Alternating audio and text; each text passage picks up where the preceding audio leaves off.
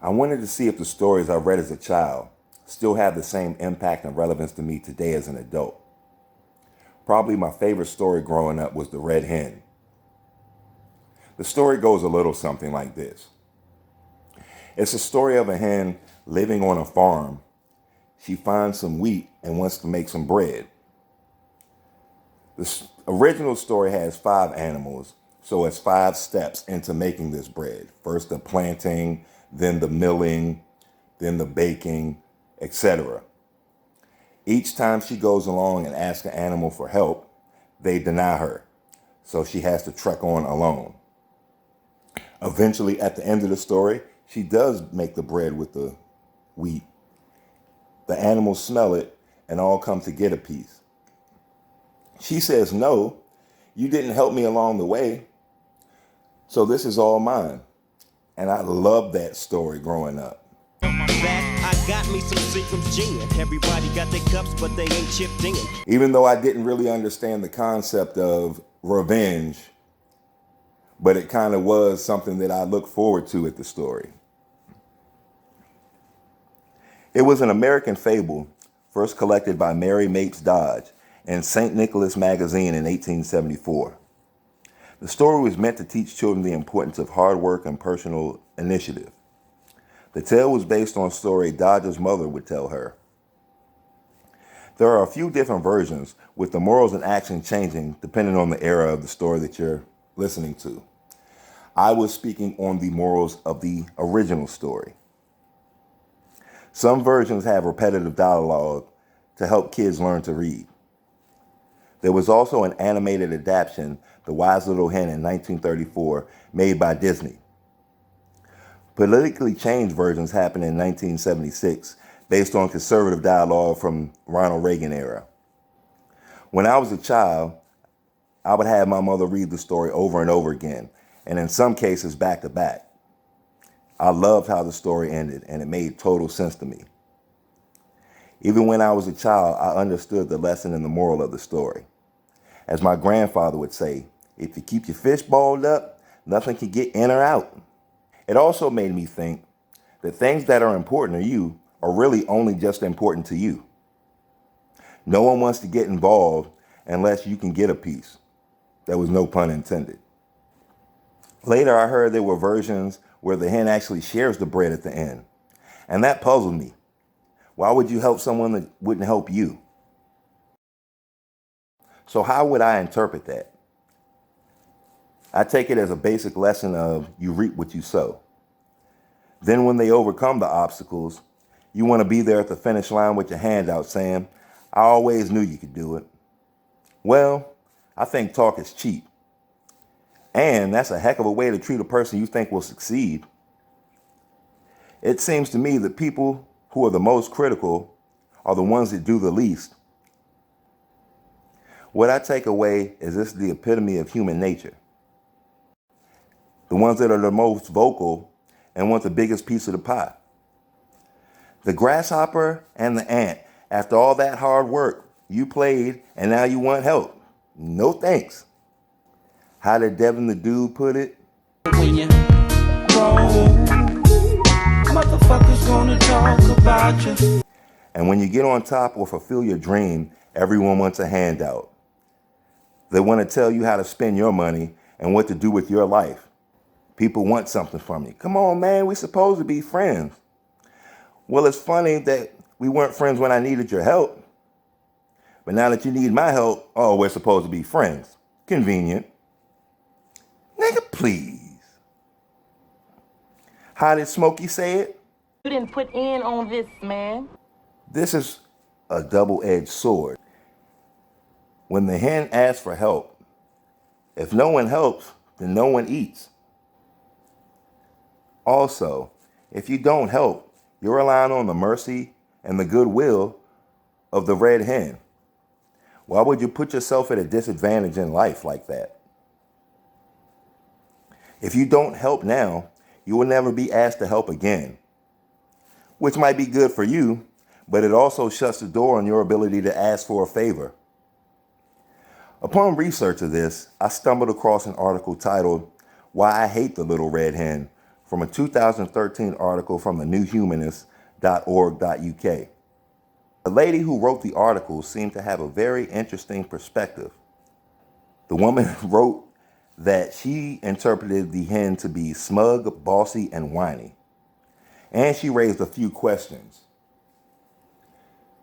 I think it's worth checking out the article yourself. And I think this lady really read into the situation seriously. And I quote, "I dislike the story because of the didactic sledgehammer, but if I'm really honest, I really just don't like her. As a person, she's mean-spirited and whiny and bossy and smug. And worst of all, she wallows in her self-martyrdom. In case you think me uncharitable, think about this. Did she explain to the other animals at the start that she was planning to make bread in order to incentivize them? No, she didn't. She kept her plans to herself like a control freak. Or did she explain that she really needed help? No, she didn't. Did she set out the possible consequences of her decision? No. She conned them into thinking they had a real choice. Why? Because she planned this little lesson all along. And worst of all, they are given no chance to redeem themselves or make it up to her." Okay, I thought that was very interesting. She read a lot into this children's story. What I think she's overlooking is the fact that, I'm going to quote my grandfather again. If a man really wants to help you, he's not going to ask if you need help. He's just going to start helping. She even goes on to say, "We invented multiple scenarios. Imagine if the other animals were really good at something the hen didn't understand, like science or art, or they were exhausted after a day's work elsewhere. Maybe the poor put upon hen had tried to get them to pull their weight, but was always taken advantage of. Or did they have a previous bad experience working with the bossy hen? Who was looking after the children? What age were the other animals? Were they disabled or ill? Who usually provided the food? Did they live together?" We could have argued back and forth all day. Kids might not understand the term moral or ethical, but they have a very finely tuned sense of fairness. So, I think that lady needs help. It's a children's story that's probably about 10 pages thick. And she created a whole life and society. I think the main point of it is for just take the story at face value. No matter how many times somebody has wronged you before, there should always be a chance to redeem themselves. So maybe if I'm reading into the story like this lady, maybe this was her chance to let them redeem themselves. And yet again, they failed her. But that's way too deep. This is a children's story. I'm just taking it at face value. If you ask someone for help and they deny you help, that's it. End of story. If a homeless person on the street asks you for change, you do not give him change. Then this homeless person stumbles upon $50 and you see him. Do you expect him to give you any of that $50 when you denied him change? It's funny how when the shoe is on the other foot, people always get very introspective. I look at this story for just what it is. The hen needed help because there was multiple stages to making the bread. She asked the multiple animals. Each one of them did not help. So she had to trek through and do it on her own.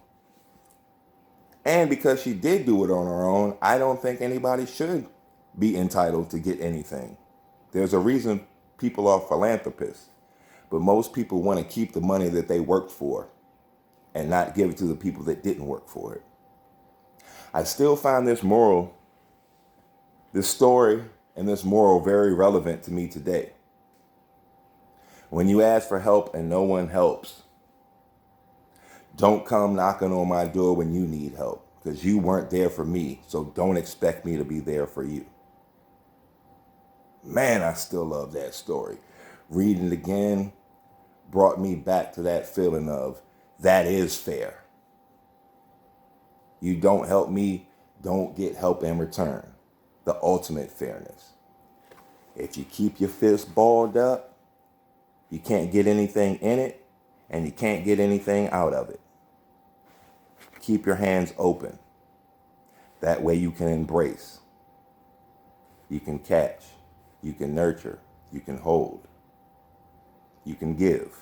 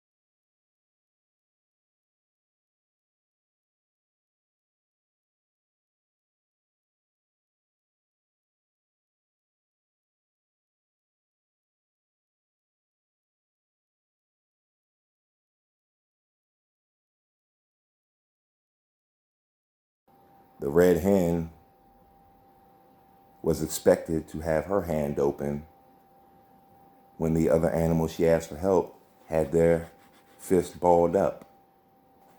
So what's that, like the game of rock, paper, scissors?